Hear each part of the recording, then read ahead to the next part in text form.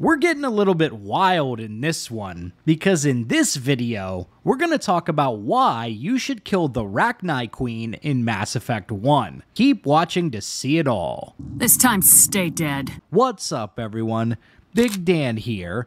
I make videos about RPGs and gaming commentary. So if you enjoy this video, be sure to smash that like button and subscribe to Big Dan Gaming. Without further ado, let's dive right in.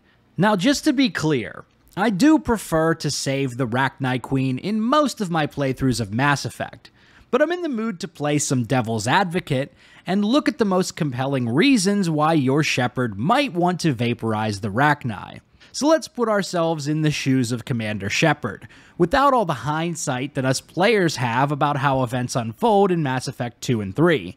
Shepard knew a little bit about the Rachni from history books. They were painted as a warmongering race of sentient telepathic bugs who threatened the galaxy over 1,000 years ago. Their aggressive actions were so intense that the Council had to bring in the Krogan in a last-ditch effort to end the wars. The Krogan went a bit too far and ended up making the Rachni completely extinct. Or so we thought. A random derelict ship containing Rachni eggs was discovered, and scientists managed to bring the Rachni back on Noveria. Shepard and crew spend a lot of time fighting through waves of hostile aliens on their way to confront Matriarch Benezia. Allowing the Rachni to live again is a serious decision. Were they to propagate throughout the galaxy again, the consequences could be dire. Perhaps they would start a new war and try to conquer territory all over again. Who would step in to stop them if this were the case? Both Udina and Rex share their thoughts on the potential threat from a resurgent Rachni. Your Noveria report raised a few eyebrows in the Council, Shepard. I can't believe you let that Queen live. There's a reason their species was nearly wiped out. You should have finished them off. This Queen isn't like the others. She's not interested in conquest or war. Really? I'm glad you're an expert in a species we know virtually nothing about. I hope we're both still around in 50 years to see if you're right. Genocide of an entire species is a terrible tragedy, Ambassador. Shepard did the right thing. Fine.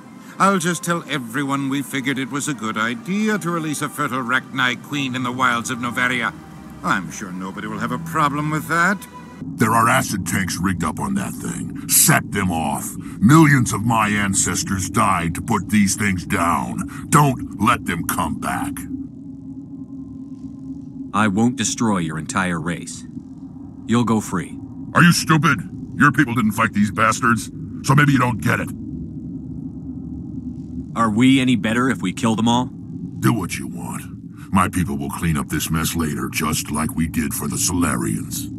Of course, if you've played Mass Effect 3, you'll know that the Rachni were perhaps manipulated into war by either Leviathan or the Reapers. Both of them have the ability to indoctrinate and mind control organic life. But in Mass Effect 1, Shepard does not know that.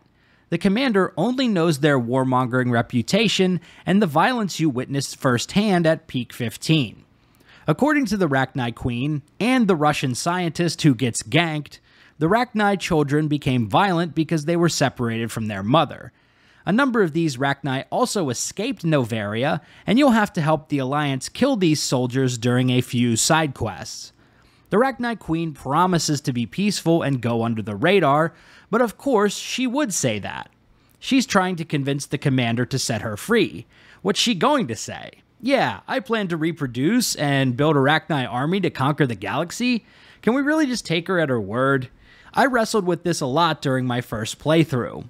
In my opinion, it's the most intense decision Shepard has to make throughout the first game, deciding whether an entire race is made extinct again, or taking the risk that they could become a major threat again by letting the Queen live. Everyone knows the Rachni as a dead race, so maybe it's just safer to torch the Rachni Queen and maintain the delicate power balance of the galaxy. It can be all over with the simple push of a button. What will you sing? Will you release us? Are we to fade away once more? There are acid tanks rigged up on that thing. Set them off. Millions of my ancestors died to put these things down. Don't let them come back. Commander, there's some old grudges in the galaxy. Grudges humans should stay out of. If we kill her, we kill the entire race. Your companions hear the truth. You have the power to free us, or return our people to the silence of memory. Make your peace with the galaxy. The Rachni are a dead race. Commander, genocide is way beyond the scope of our mandate here. Our mandate is whatever's necessary. If you don't have the guts to follow through, quit. Is our kind so frightening? You would seek our silence if you cannot muffle our songs? If you cannot have us as your obedient claws? This time, stay dead. We will not embrace the great silence.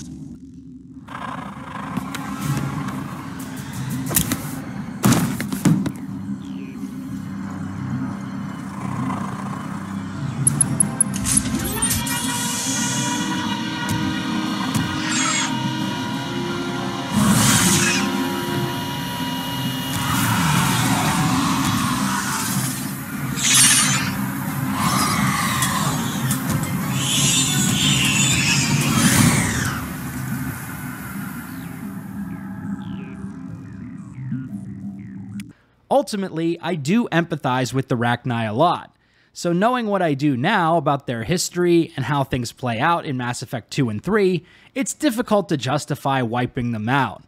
And that's the tricky thing about playing the Mass Effect games, and role-playing video games in general. Once you know the outcome, it's easy to reach for the most optimal or best decisions. The weight of these types of decisions becomes a lot lighter if you know the ending. But that's not how things work out in real life. You always have to make decisions with imperfect information and without knowing the consequences of your actions. And so if we're truly trying to step into the shoes of Commander Shepard, as if he or she were a real person, we wouldn't know that the Rachni would go into hiding in Mass Effect 2 and potentially become allies in Mass Effect 3. There's just no way that Shepard would be able to know that, but we as players do. While I still feel that sparing the Rachni Queen is the best decision on Noveria, there is certainly a case to be made for killing her as well.